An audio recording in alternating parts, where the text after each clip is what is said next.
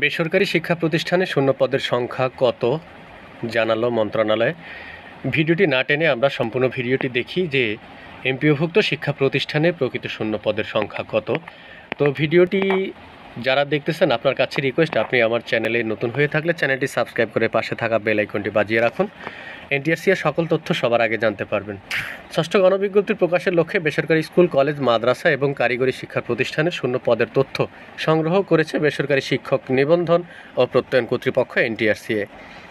এই সংখ্যক শিক্ষা মন্ত্রণালয়কে অবহিত করেছে এনটিআরসিএ। সোমবার 21 এপ্রিল শিক্ষা মন্ত্রণালয়ের একটি সূত্র জানিয়েছে, এই মুহূর্তে বেসরকারি শিক্ষা প্রতিষ্ঠানে 1,01,142টি পদ শূন্য রয়েছে। এর মধ্যে কারিগরি ও মাদ্রাসা শিক্ষা বিভাগের প্রতিষ্ঠানসমূহে 54,728টি এবং মাধ্যমিক উচ্চ শিক্ষা বিভাগের শিক্ষা প্রতিষ্ঠানে 46,414টি পদ শূন্য রয়েছে। এ তথ্যের সঠিকতা যাচাইয়ের জন্য কাজ চলছে। এই সংখ্যা পরিবর্তন হতে পারে।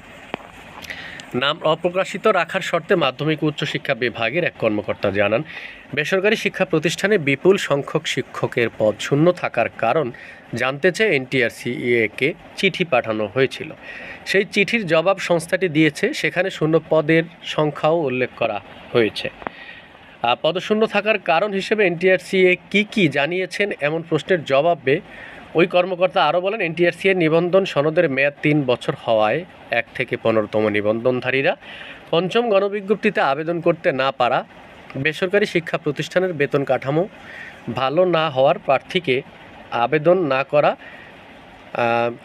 আবার পেজে বেসরকারি শিক্ষা প্রতিষ্ঠানের বেতন কাঠামো ভালো না হওয়ায় এবং প্রার্থীদের আবেদন না করা, যেখানে হচ্ছে বেসরকারি শিক্ষা প্রতিষ্ঠানের বেতন কাঠামো বেশি ভালো না, যেটা বলল, তাই অনেকেই এই বেসরকারি শিক্ষা প্রতিষ্ঠানে চাকরি করতে চান না। এর জন্য নিবন্ধনধারী থাকা সত্ত্বেও তিনি হয়তো আবেদন করেননি এবং নারী কোটা বহাল থাকা অন্যতম। আমরা কারণগুলোর যৌক্তিকতা যাচাই করছি, এরপর এই বিষয়ে করণীয় নির্ধারণ করা হবে। তো ভিউয়ার্স, আমরা যেটা দেখলাম যে আসলে আমি এখানে যে কারণগুলো দেখলাম তার মধ্যে যে অন্যতম যে কারণটি আমি মনে করি সেটা হচ্ছে যে আসলে নারী কোটা বহাল রাখার। কারণ এই নারী কোটার কারণেই কিন্তু আপনার দেখা গেছে যে বেসরকারি শিক্ষা প্রতিষ্ঠানগুলোতে শিক্ষক পদ শূন্য রয়েছে। কারণ এমনও প্রতিষ্ঠান ছিল যেখানে শুধু নারী কোটা ছিল এবং নারীরা সেখানে আবেদন করেনি, যার ফলে নিবন্ধনধারী থাকা সত্ত্বেও অনেক পুরুষ সেখানে আবেদন করতে পারেনি। শুধু তাই নয়, দেখা গেছে কিছু প্রতিষ্ঠানে নারী আবেদন করেছিল তারপরেও, এবং কিছু প্রতিষ্ঠানে আবেদন করেনি, দেখা গেছে সেখানে নারীরা নিয়োগ পেয়েছে, কিন্তু তার পছন্দ মতো না হয় তিনি সেখানে জয়েন করেনি। এর জন্য সেই প্রতিষ্ঠানটি শূন্য পদই রয়ে গেছে। তো আশা করছি সেটি আর এই ষষ্ঠ গণবিজ্ঞপ্তি থেকে হবে না, কারণ এই নারী কোটা কিন্তু বাদ যাচ্ছে। সেটির প্রজ্ঞাপন খুব দ্রুতই আমরা পাবো ইনশাল্লাহ।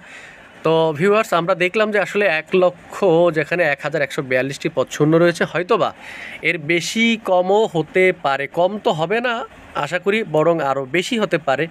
তো সঠিক তথ্য আমরা হয়তো আরও পাবো, যেহেতু যাচাইয়ের কাজ চলছে। এই সংখ্যক পরিবর্তন হতে পারে, সেটা কত হয় পরিবর্তন হয় সেটা আমরা দেখতে পারবো। তো ততক্ষণ আপনারা দেখতে হলে বা জানতে হলে যদি আপনারা কেউ আমার চ্যানেলটি এখনও সাবস্ক্রাইব করে না রাখেন, তাহলে চ্যানেলটি সাবস্ক্রাইব করে পাশে থাকা বেল আইকনটি বাজিয়ে রাখুন।